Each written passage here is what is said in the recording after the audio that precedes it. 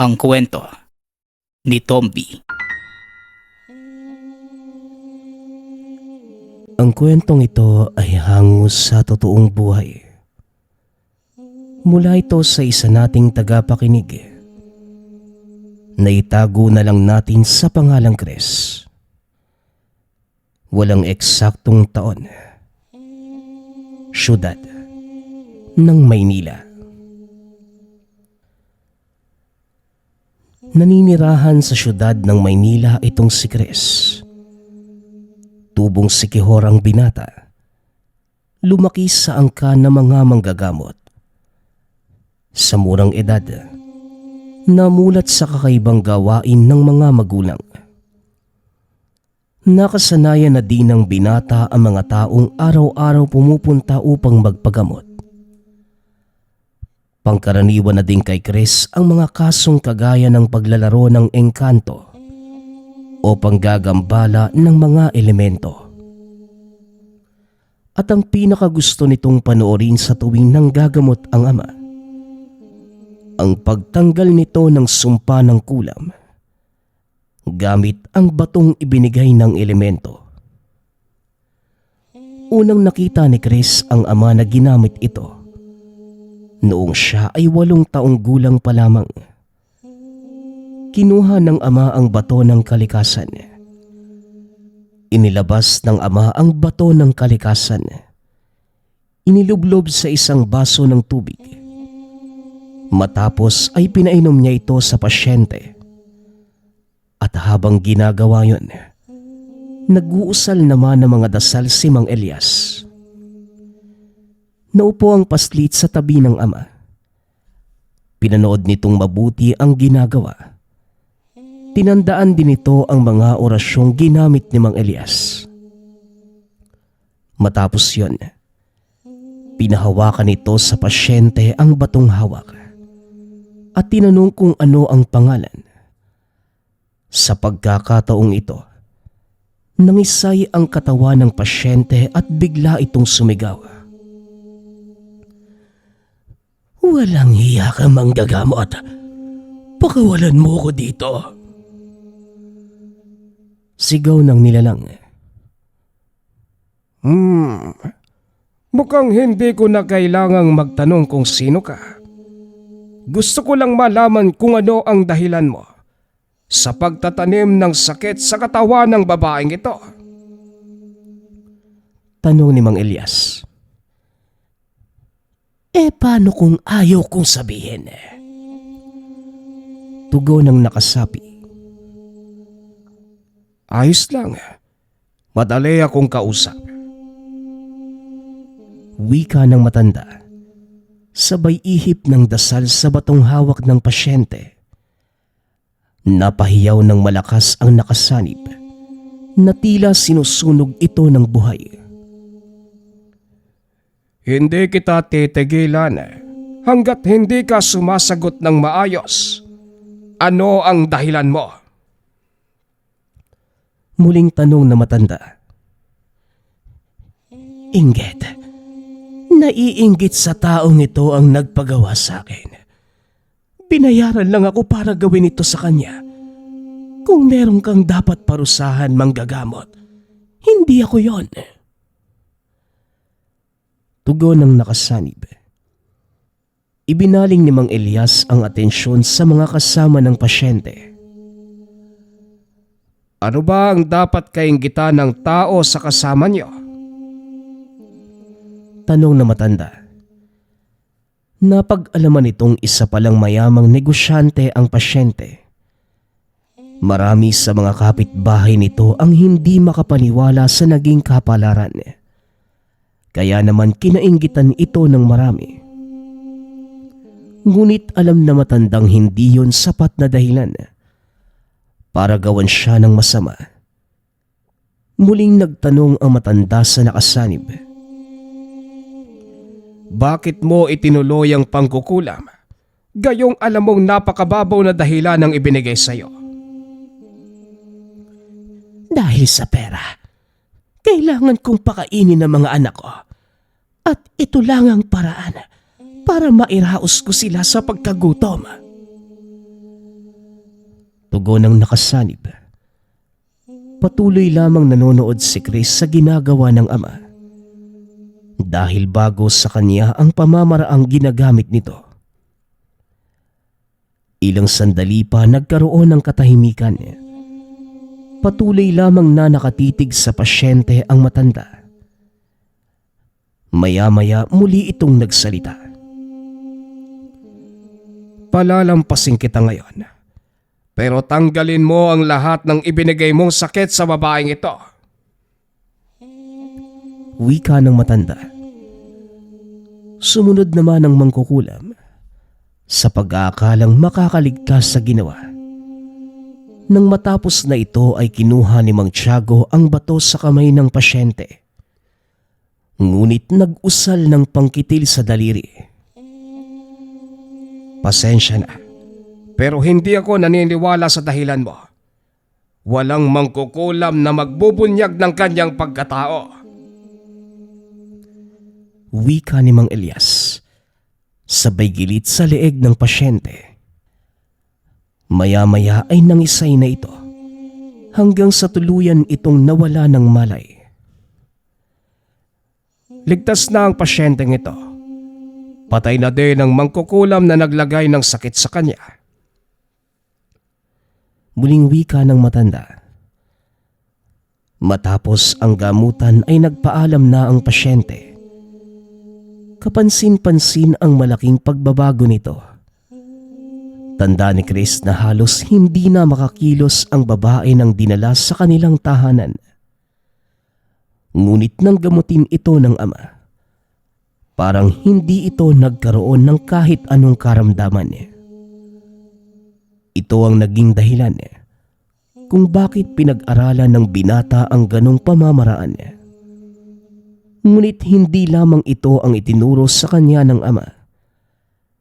Pinangatawanan ni Chris ang pagiging manggagamot hanggang sa siya na mismo ang humalili sa ama. Pero kagaya ng lahat ng tao, dumating sa puntong nanawa ang binata sa ginagawa. Nagpa siya itong hanapin ang sarili. Kaya naman sumama ito sa kaibigan para lumuwas ng Maynila at maghanap ng trabaho. Hindi naging madali sa dalawa ang buhay sa syudad. Hindi kagaya sa kinalakhang baryo. Lahat ng pangangailangan mo ay binibili. Wala din silang ibang kakilala na maaasahan sa oras ng kagipitan. Kalaunan, natutong makiangkop ang binata sa panibagong buhay. Nakahanap ito ng trabaho sa isang pagawaan ng tela sa syudad. Matagal na nagtrabaho ang binata at dahil sa kasipagan, mabilis kinagiliwan ito ng bisor. Tumaas ang ranggo, bagay na kinainggitan naman ng mga kasama nitong mas nauna sa kanya. Palaging pinag-iinitan ang binata. Kung minsan, nagiging tampulan pa ito ng panunuligsa. Nadidinig ni Chris sa mga kasamahan ang masasakit na salita. Ngunit minabuti na lamang nitong huwag pansinin. Mukhang malaki ang galit sa iyo ng iba nating kasama, pare. Wika ni Bambam habang kumakain ng tanghalian. Hindi ko nga din alam kung bakit sila ganyan, pare. Wala naman akong ginagawang masama. Tugon ni Chris. Hindi mo rin naman sila masisisi, pare. Baguhan ka pa lang. Naiangat na sa bisor yung posisyon mo. Sino pa naman ang hindi maiinggit doon? Naku naman, pare. Alam mong hindi ko hiniling na mapunta ako sa ganong posisyon, di ba? Wala na ako magagawa kung naiinggit sila sa akin. Wika ni Chris. Hindi naman sinasadyang nadinig ito ng isa sa mga kasamahan ng binata. Kinahaponan, matapos ang trabaho, inabangan sila ng mga ito sa labas ng pinagtatrabahuhan. Naku, pare, mukhang tayo ang pakay ng mga yan, ah. Wika ni Bambam.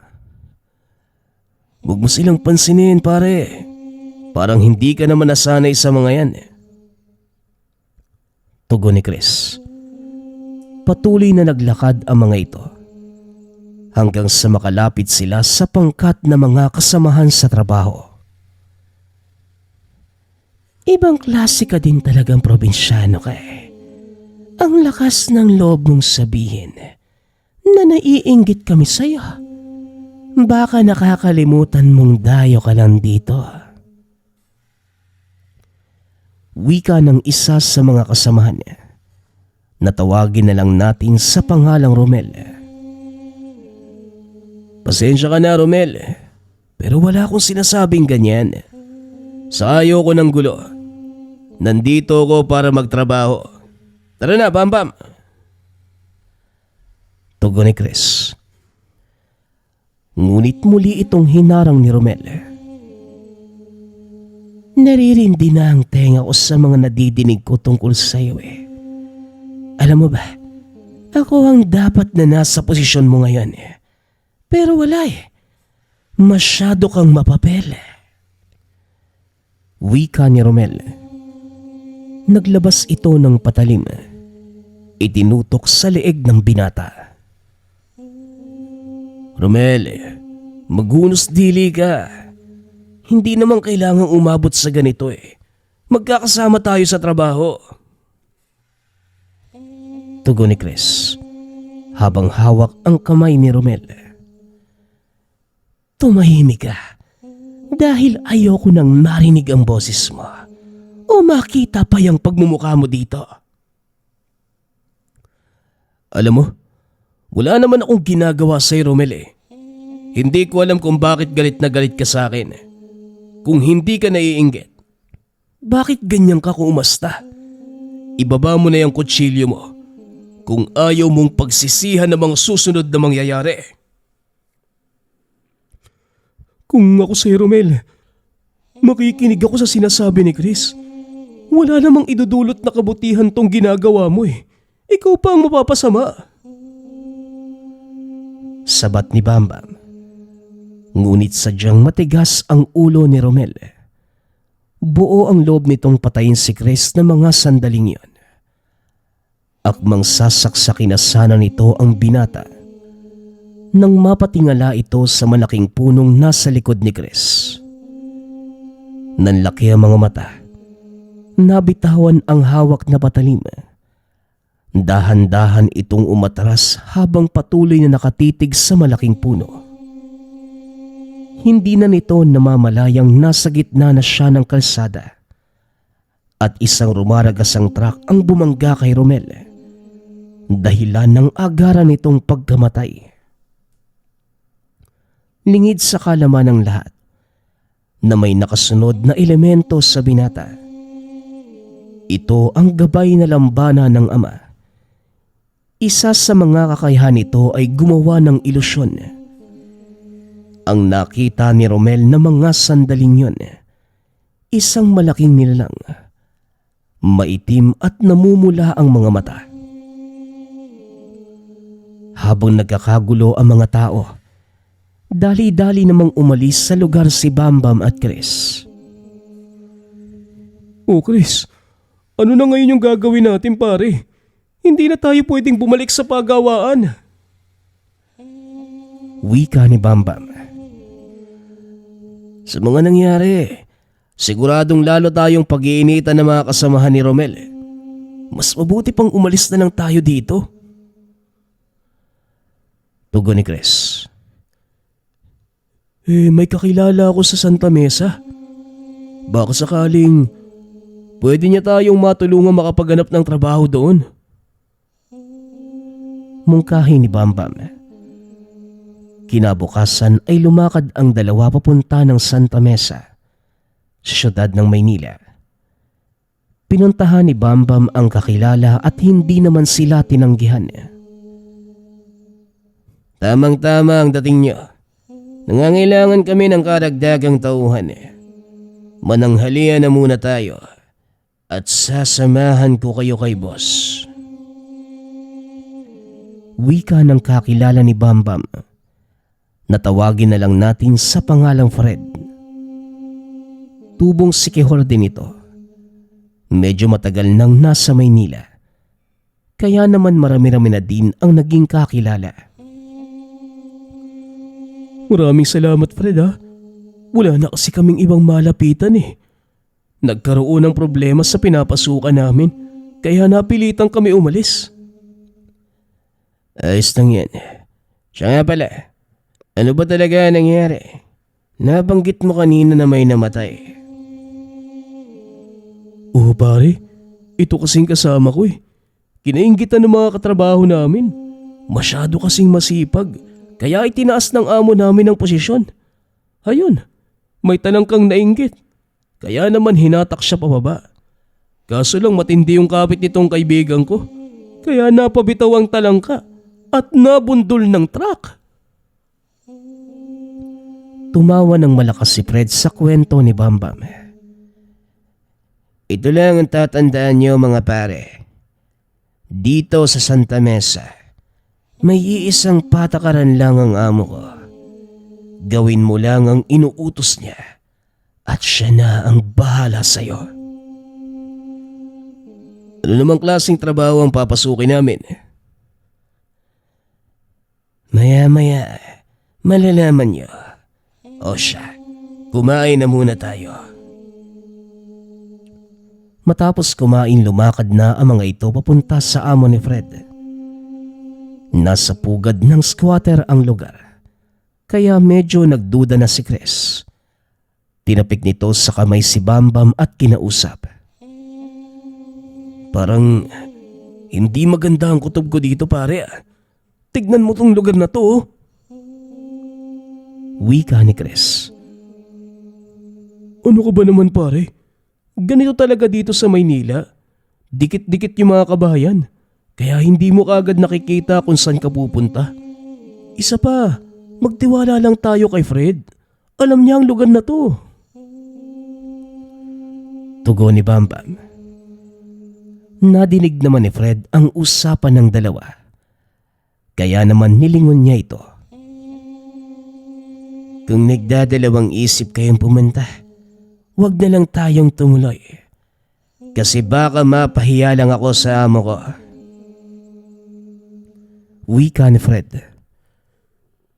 Hindi pare, tuloy tayo.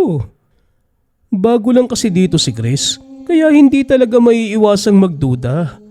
Naiintindihan mo naman di ba? Napagdaanan mo din to eh. Tugon ni Bambam. Siguraduhin niyo lang dahil ayokong napapahiya sa amo ko. Wika ni Fred. Maya-maya narating nila ang isang malaking bodega. Bantay sarado ang labas nito. Bagay na lalong nakapagpatindi ng hinala ni Chris. Kung gusto mo Bambam, ikaw na lang. Hindi na ako tutuloy. Wala nang atrasan pare. Nakita mo na ang lugar namin. Kaya hindi ka na pwedeng umayaw. Nakikita mo ba ang mga taong yan? Sa oras na umalis ka sa tabi ko at naglakad palayo, kakalat ang utak mo sa kalsada. Kaya kung gusto mong makalis ng ligtas sa lugar na to, makisama ka na lang. Isa pa trabaho ang gusto nyo, hindi ba? Huwag ka nang pumalag, Chris. Pareho tayong mapapahamak dito eh. Sabat ni Bambam. Hindi na nagsalita pa ang binata. Sinunda ng dalawa si Fred papasok ng bodega. Pagkarating sa loob, nakita ng dalawa ang isang lalaking nakaupo sa mesa. Kaharap ang ilan pang kalalakihan.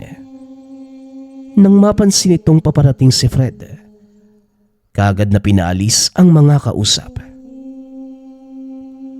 Oy Fred, mabuti naman at nakarating ka. Sino naman ang mga ito? Mga bagong salta amo. Naghahanap daw ng trabaho eh. Ganun ba? Tamang-tama. Nangangailangan ako ng karagdagang tauhan. Alam ba nila ang ginagawa natin dito, Fred? Hindi pa, Amo. Ngayon ko palang sasabihin. Kasi siguradong hindi sasama tong mga to kung malalaman nila kagad eh. Puro ka talaga kalokohan, Fred. Kumalma kayo. Walang ilegal na gawain sa lugar na ito. Oy kayo dyan, tapos na ang pahinga. Buksan nyo na ang ilaw at ituloy ang trabaho. Pag-uusap ng dalawa. Laking gulat ni Chris nang buksan ang ilaw. Dahil tumambad sa kanilang harapan ng tumpok-tumpok na bagong tsinelas. Pasensya na kayong dalawa kung napagdiskitahan ko kayo kanina. Bodega ng tsinelas ang lugar na ito. Kami ang nagbabalot para dalhin sa mga tindahan sa buong Kamaynilaan. Wika ni Fred. Nakahinga ng maluwag si Chris dahil ang buong akala nito, iligal na gawain ang kanilang papasukin. Puro ka talaga kalokohan, Fred. Nagoyo na naman kayo ng isang to. Sa tuwing may papasok na bago, palagi niyang ginaganyan. Pero masanay na kayo. Siya nga pala, Tiago ang pangalan ko. Kung gusto nyo, pwede na kayong magsimula ngayong araw. Wika ni Mang Tiago. Maraming salamat po. Akala ko kung anong gulo na naman yung papasukan ko eh. Pasensya ka na, Chris. Hindi ko lang talaga maiwasang pagdiskitahan ng mga bagong salta dito sa Maynila. Kung nakita mo lang sana yung mukha mo kanina. O siya, tama na ang kalokohan. Mamaya magkapikunan pa kayo. Sige na, magsimula na kayo sa trabaho. Ito ang naging simula ng panibagong buhay para kay Chris. Ngunit lingid sa kaalaman ng binata na dito din tuluyang magbabago ang buhay. Sa paglipas ng mga araw, naging maayos naman ang pakikitungo ni Chris sa mga katrabaho. Halos naging kasundo niya ang mga ito. Lalo na ang matandang tawagin na lang natin sa pangalang Raul. Kasalukuyang kumakain ng tanghalian sina Bambam nang lumapit ang matanda upang makiupo. Wala nang bakanteng mesa ng mga sandaling yon. Kaya nakitabi na lamang ito sa sulok kung saan kumakain ang dalawa. Makikiupo lang ako mga iho at wala nang maupuan na mesa. Siksi ka na. Aray ko.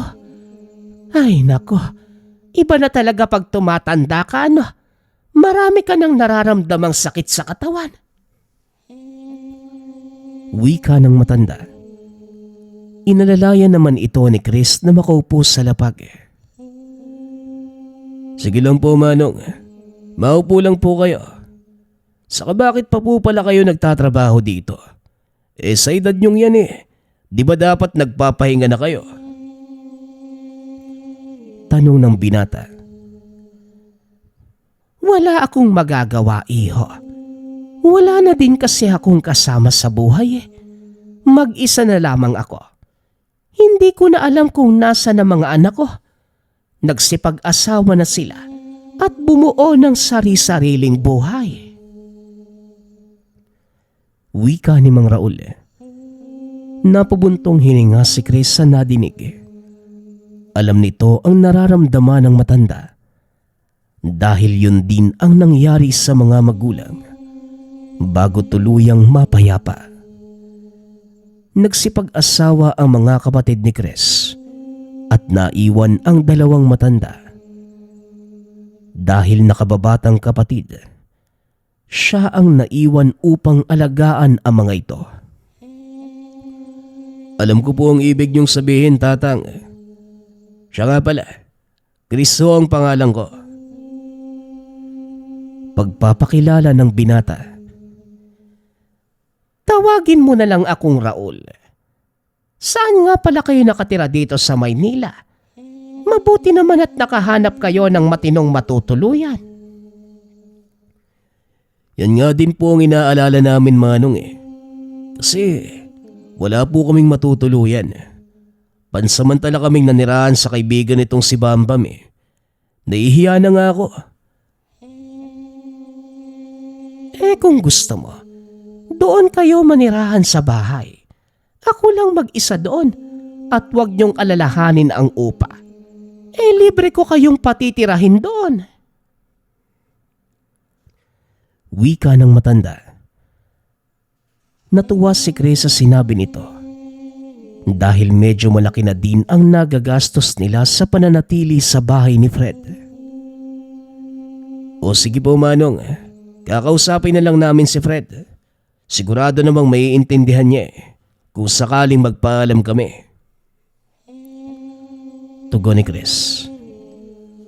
Kinagabihan kinausap ng dalawa si Fred at pumayag naman ito. Wala namang problema sa akin, mga pare. Kaso lang mag-iingat kayo kay Mang Raul . Maraming nagsasabi na may pagkamangkukulam ang taong yan. Wika ni Fred. Hindi naman ito alintana ni Chris dahil may kakayanan ang binatang kumilala ng mga taong may aral sa kaliwa. Nako, hindi naman siguro. O siya, magpapaalam na kami, Fred . Salamat sa pagpapatuloy sa amin. Mag-iingat ka dito. Tugon ni Chris. Pagdating sa tahanan ng matanda, laking gulat ng dalawa dahil may ilang taong nakaupo sa labas ng tahanan nito. Nadatna nila si Mang Raul na nanghihilot. Oh, hindi nyo sinabi ngayong gabi pala ang lipat ninyo. Di sana nakapaghanda man lang ako ng hapunan. Wika ng matanda. Naku, Mang Raul, wag na po kayong mag-abala. Isa pa kumain na din kami doon sa karinderya . Ano po pala yung ginagawa ng mga tao dito? Tanong ng binata. Isa kong manghihilot, iho. Hindi ko naman matanggihan tong mga taong ito. Tugon ng matanda. Tinignan ni Chris ang mga tao sa labas. Napakadami pa ng nakapila. Kaya nagpa siya na itong tumulong. Kung hindi niyo po na itatanong, Manong, manggagamot din po ang tatay ko doon sa aming probinsya. At may kaunti po ako nalalaman. Kung gusto niyo, tutulungan ko na po kayo. Wika ni Chris. Ay siya nga ba? O sige, kung talagang gusto mong tumulong, ikaw na ang bahala. Tugon ng matanda. Nagpapasok si Chris ng isa sa mga pasyente. Pinaupo ito sa tabi. Noong una ay hindi pa ito naniniwalang manggagamot ang binata. Dahil napakabata pa nito at hindi mapaghahalata ang may nalalaman. Ngunit nang magsimula na si Chris, namangha si Mang Raul dahil mabilis nitong natutukoy ang karamdaman ng pasyente.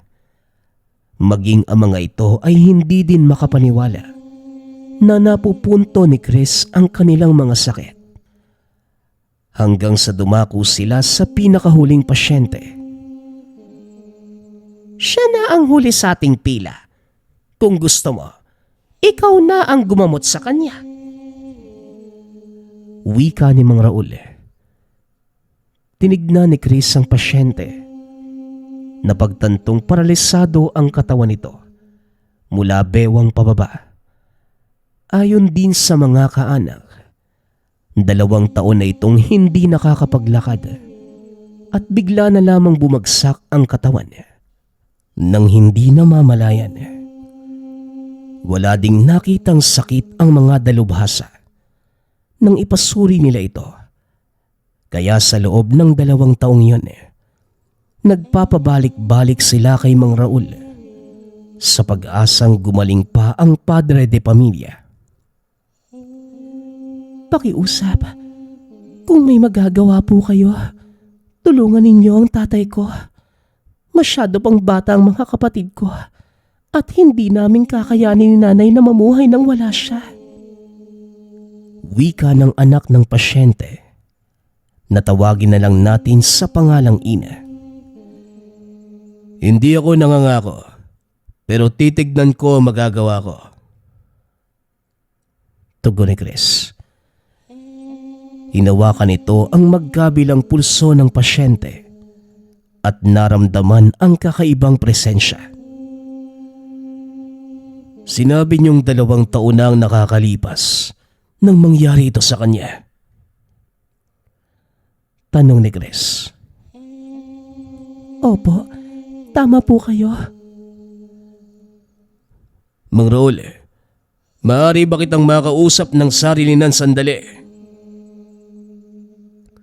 Muling wika ng binata. Pumunta ang dalawa sa kusina upang walang makadinig sa kanilang pinag-uusapan.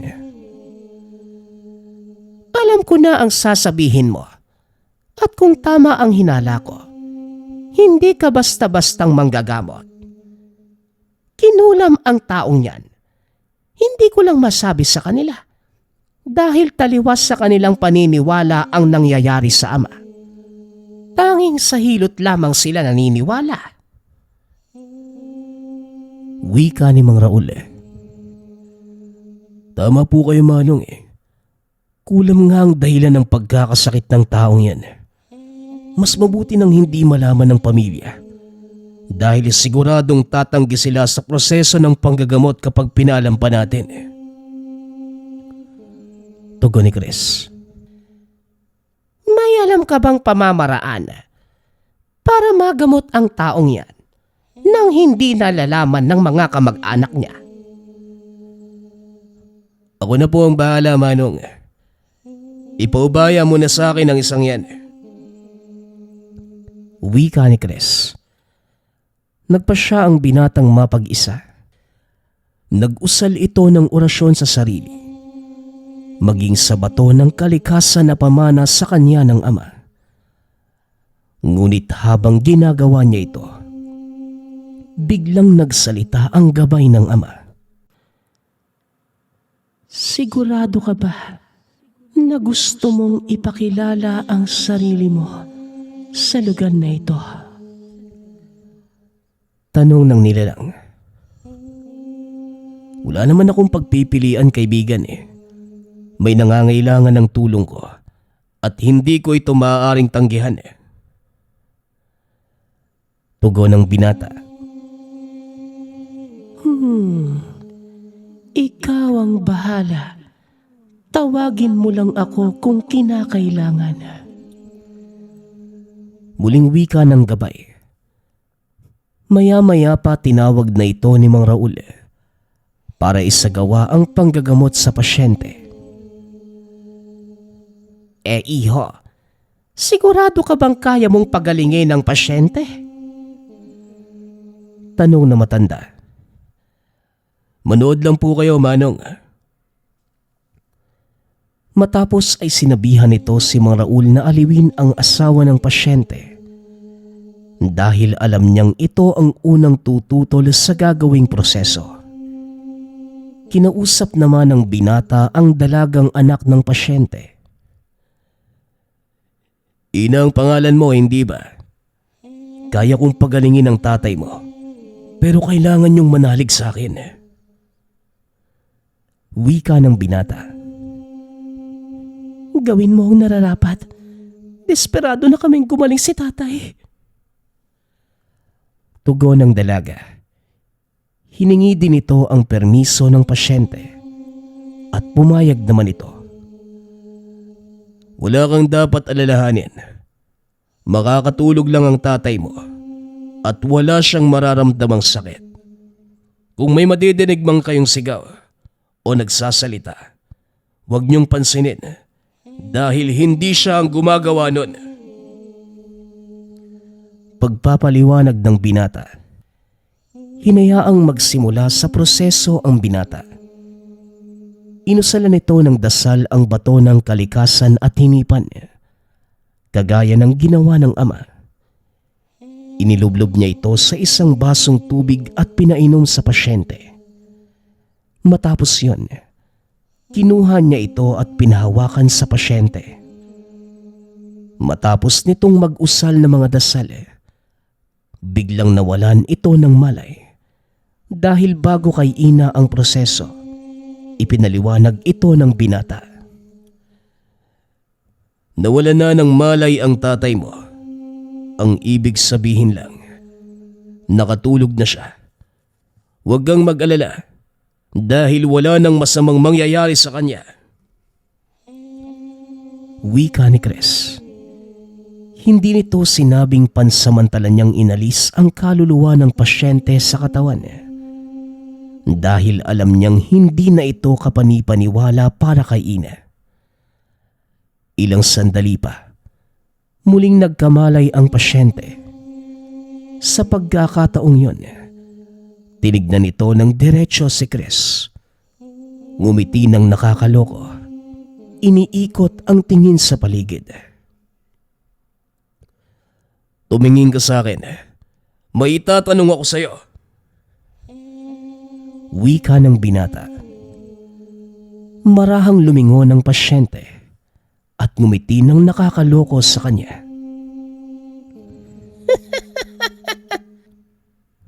Isang batikang manggagamot ba ang nasa harapan ko? Sa loob ng mahabang panahon, nakatagpo din ako ng karapat-dapat na katunggali.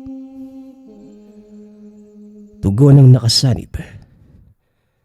Kinilabutan si ina sa mga nadinig. Dahil hindi yon ang boses ng ama. Wala akong panahong makipaglaro sa'yo at uunahan na kita. Maikli lang ang pasensya ko. Kaya kung ayaw mong magkanda leche-leche, sagutin mo ng maayos ang mga tanong ko. Yan ang hirap sa inyong mga manggagamot. Masyado kayong apurado. Hindi pa nga kita nakikilala ng maayos. Pagbabantaan mo na kagad ako. Kilala mo ba kung sinong kaharap mo? Wala akong pake kung sino ka man. At hindi mo na din ako kailangan pang kilalanin ng husto.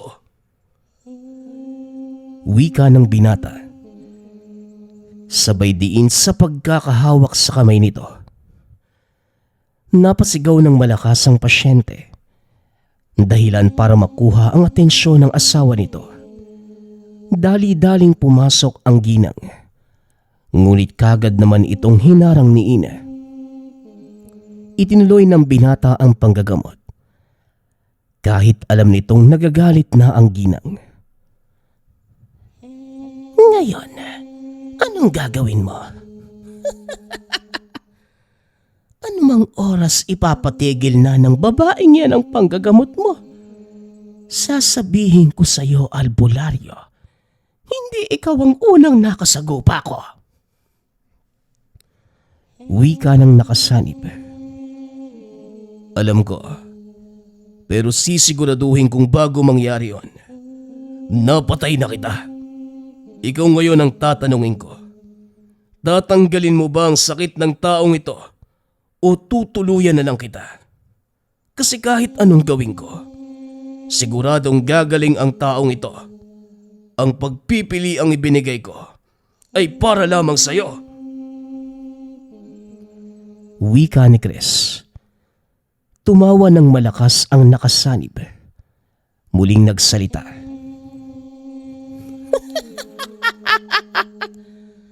Ang lakas naman ng loob mong takutin ako.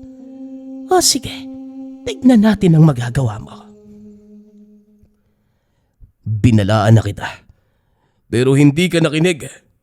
Pasensyahan na lang tayong dalawa. Wala na akong oras para makipaghuntahan pa sa'yo. Wika ng binata. Matapos yon, nag-usal na ito ng pangkitil sa mga daliri. Nawalan ito ng malay. Ilang sandali lang ay nakarinig ng malakas na sigaw si Bambam mula sa kabilang bahay. Aba, mukhang may nag-aaway pa yata sa kapitbahay niyo, Mang Raul. Wika ni Bambam. Hindi sila nag-aaway, iho. Yan ang mangkukulam na nagbigay ng sakit sa taong ito. Tugon ng matanda. Ayon pa dito, matagal na niyang alam ang ginagawa ng kapitbahay. Kaso nga lang, wala itong sapat na lakas para pigilan ito. Maya-maya pa ay humupa na ang kaguluhan. Ibinaling ni Chris ang atensyon sa pasyente. Nag-ihip ng dasal sa magkabilang kamay. Idinampi ito sa magkabilaang pisngi ng pasyente. Ilang sandali pa, nagkamalay na ito at kagad humingi ng tubig. Anong ginagawa ko dito at sino naman kayo? Tanong ng pasyente. Ano pong nangyari kay tatay? Tanong ng dalaga. Magaling na ang tatay mo, Ina. Maya-maya lang, maaari na kayo umuwi. Tugon ng binata. Lumabas ng tahanan si Chris at nagsindi ng sigarilyo. Matapos ang ilang minuto, muling bumalik ang binata sa loob ng tahanan. Inalalayang makatayo ang pasyente. Laking gulat ng mag-ina nito dahil nagawa niyang ihakbang ang mga paa. Hindi ko alam kung anong ginawa mo, iho. Pero nagpapasalamat ako dahil sa wakas, nagagawa ko na ulit na tumayo. Wika ng pasyente. Wala po yun. At isa pa, hindi ako ang dapat yung pasalamatan, kundi ang amang nasa itaas. Tugon ng binata. Inabutan ni Mang Raul ng lana ang pasyente. Binili ng pahiran ang mga binte para mas mabilis itong gumaling. Ang akala ko kanina, nagbibiro ka nang sabihin mong kaya mong pagalingin ang tatay ko. Pero ngayon, mukhang nabago mo ang matagal ko ng paniniwala. Wika ni Ina. Hindi mo naman kailangang baguhin ang mga nakasanayan mo. Nang dahil sa mga nangyari, patuloy kang mamuhay kagaya ng nakagisnan mo. Tugon ni Chris. Nang mga sumunod na araw, nagulat si Mang Raul dahil napakadaming tao ang nagpupunta sa kanilang tahanan. Oh, Chris, Bambam, kilala niyo ba ang mga taong ito? Tanong ni Mang Raul. Dali-daling dumungaw sa bintana ang dalawa at sabay pang napailing. Aba, hindi ko po kilala yung mga taong yan. Baka naman magpapagamot po sa inyo. Tugon ng binata. Mukhang hindi yan ang pakay na mga ito. Sa tingin ko, ikaw ang sinadya ng mga yan. Bakit hindi natin sila tanungin para malaman? Muling wika ni Mang Raul. Nilapitan nito ang mga tao at nakumpirmang si Chris nga ang kanilang sadya. Hoy Chris, may ginawa ka na naman bang kalokohan? Tanong ni Bambam. Ha? Magkasama tayo buong araw kahapon at sabay tayong natulog kagabi. Tapos tatanungin mo ko ng ganyan? Ano ka ba naman, Bambam? Tugon ni Chris. Ang sabi sa akin ng mga tao, narinig nila kay Mario na pinagaling mo siya. Kaya sila nagpunta dito para magpagamot. Wika ng matanda. Sa pagkakataong yun, hindi na matanggihan pa ni Chris sa mga tao. Sa isip-isip nito, talagang tadhana niya ang maging isang manggagamot. Pare, mukhang Hindi mo na talaga maiiwasan yung pagiging albularyo. Pangatawanan mo na lang kasi. Sayang din na yung talentong minana mo sa tatay mo eh. Wika ni Bambam. May magagawa pa ba ako? Nandito na sila eh. Alangan namang pauwiin pa natin yung mga yan. Tugon ni Chris. Isa-isang pinapasok ni Mang Raul ang mga tao. Hinarap naman ito ng binata. Unti-unting nakilala ang kakayanan ng binata sa lugar. Ngunit kakibat ng pagsikat nito ay ang inggit at panunuligsa ng iba. Isang umaga, papasok ng trabaho sina Chris at Bambam nang makasalubong nila ang ilan sa mga kasamahan. Uy, nandito na pala yung albularyo. Pare, baka pwede mo namang pagalingin yung almoranas ko. Wika ng isa sa mga kasamahan. Hindi na ito pinansin ni Chris. Ngunit habang tumatagal, hindi lamang panunukso ang natatamo nito. Isang grupo ng mga kalalakihang lasing ang humarang sa kanila habang pauwi. Pilit silang pinapaupo at pinapainom. Dahil bawal sa binata ang alak, hindi nito tinanggap ang alok na inumin. Sa halip, si Bambam ang sumalo ng basong iniaabot sa binata. Hindi mo naman kailangan gawin yan, Bambam. Tara na, umalis na tayo dito. Ayos lang yan pare. Alak lang to no. Hindi naman ako mamamatay dito. Tugon ni Bambam. Inakala ni Chris na magiging maayos na ang lahat dahil sa ginawa ng kaibigan. Ngunit biglang tumayo ang isa sa mga kalalakihan. Naglabas ng itak at itinutok kay Bambam. Hindi ba ang sabi nila, may kapangyarihan kayong mga manggagamot? Tingnan natin kung uubrehan dito. Subukan mong iligtas ang buhay ng kaibigan mo gamit iyang pinagmamayabang mong kapangyarihan. Wika ng lalaki. Nanlaki ang mga mata ni Chris nang iangat nito ang itak at akmang tatagain ang leeg ni Bambam. Nang mga sandaling yan, wala nang pagpipilian ang binata, kundi ang gamitin ang kakayanan. Mabilis itong nag-usal ng dasal. Binato ng tigalpo ang lalaking may hawak ng itak. Bigla itong natigilan. Dahan-dahang napaatras. Nabitawan din ito ang hawak na itak at sinapo ang kanyang ilong. Anong ginagawa mo sa akin? Bakit sobrang sakit ng ulo ko? Tanong ng lalaki. Nagkamali ka ng babanggain. Ayoko na sanang gamitin pa ang nalalaman ko eh. Kaso lang, pinilit mo ko. Tugon ni Chris. Dahan-dahan itong tumayo habang nakatingin sa lalaki. Nagsipagpulasan naman ang mga kasama nito dahil sa takot. Naiwang nakaluhod habang namimilipit sa sakit ang lalaking nagtangkang patayin si Bambam. Pasensya na. Gusto ko lang namang malaman kung totoo ang sinasabi nila. Wika ng lalaki. Pasensya na din. Dahil buhay ng kaibigan ko ang nakataya. Sana naisip mo yun bago mo ginawa yung kalokohan mo. Tugon ni Chris. Matapos ay kinalas nito ang tigalpo.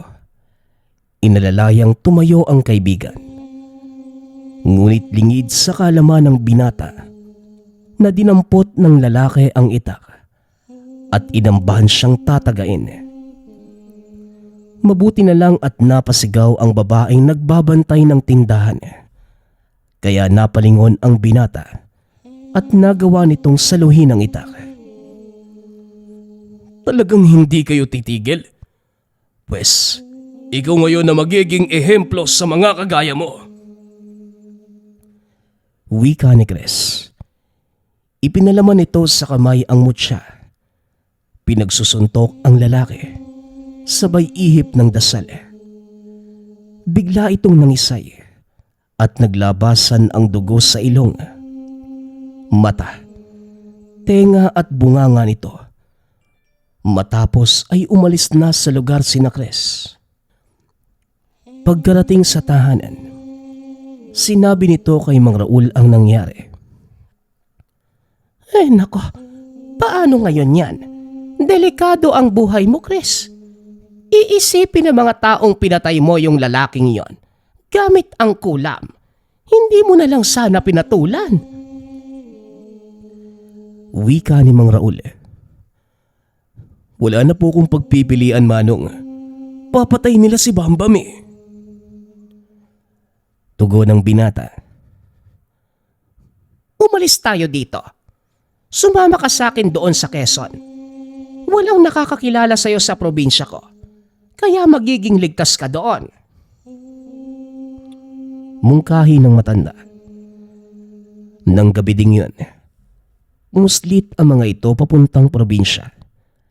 Sa bayan ng Infanta sa Quezon, pansamantalang nagtago si Chris. Kagaya ng sinabi ni Mang Raul, walang nakakakilala sa binata sa lugar. Kaya namuhay ito doon ng payapa.